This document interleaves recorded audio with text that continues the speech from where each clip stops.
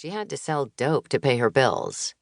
The more we hung out, the more I learned about her life. So when she told me the story of a certain biker dude who had ripped her off, I found myself quite irritated. They had cut a business deal. She had given him a bunch of household merchandise, and he had agreed to sell it for a commission. But after she handed it over, she never heard from him again. Her story fit my narrative perfectly. Poor, helpless girl gets taken by big, mean biker dude.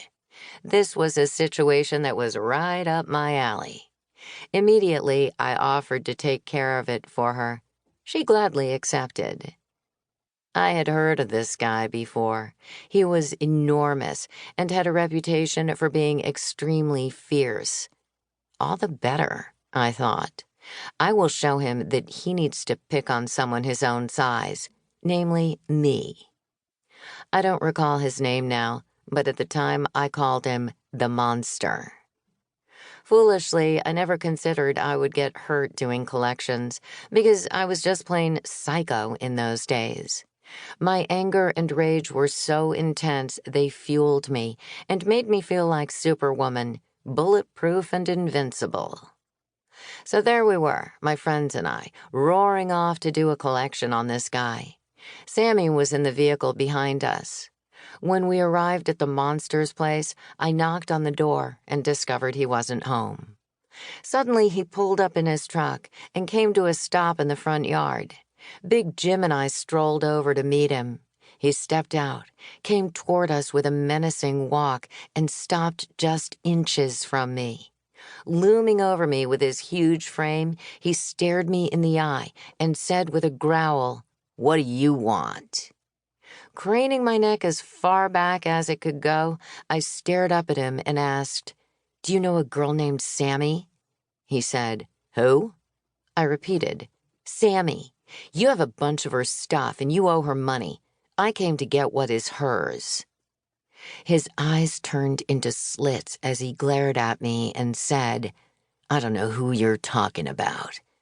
I said, "You don't know who I'm talking about?" He repeated, "That's right. I don't know who you're talking about." It was a lame attempt to deny the truth. Figuring he needed a little help to remember, I reached behind my back, pulled my pistol out from my waistband, and shoved it in his face, all in one fast move.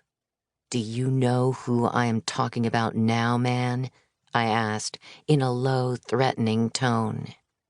His countenance changed instantly. He turned from a monster into a sniveling little girl. I screamed, "Get in the house!" and he scrambled off, with us right on his tail. A group of people were inside. When we walked in with the gun pulled, all conversation stopped. They knew something serious was going down. Looking at me in shock, the ones who knew me started muttering among themselves, "What is she doing here?" The ones who didn't were asking the others who I was. I heard snippets of stories of my violent history being quickly shared among them. I looked at the group and said, "Well, now that you've got it all figured out, everybody stay right where you are." I quickly walked back to the front door, opened it, and signaled for the passengers in our other vehicle to come in, including Sammy. When she entered the house, I turned to the monster and said, "Do you recognize this woman?" He blurted out, "Oh, yeah. Hey, Sammy, how you doing?" His tone was completely different. I shook my head in disgust. It always amazed me how much people changed when a gun was brought into the picture.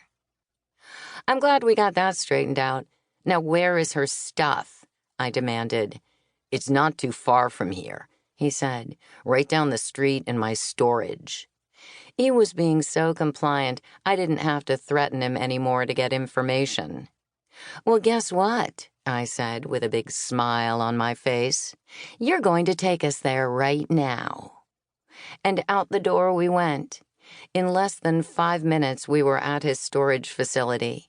The monster rolled up 2 doors, revealing an enormous stash of goodies, including Sammy's stuff. It was a treasure house. I told him he had to return all her items, plus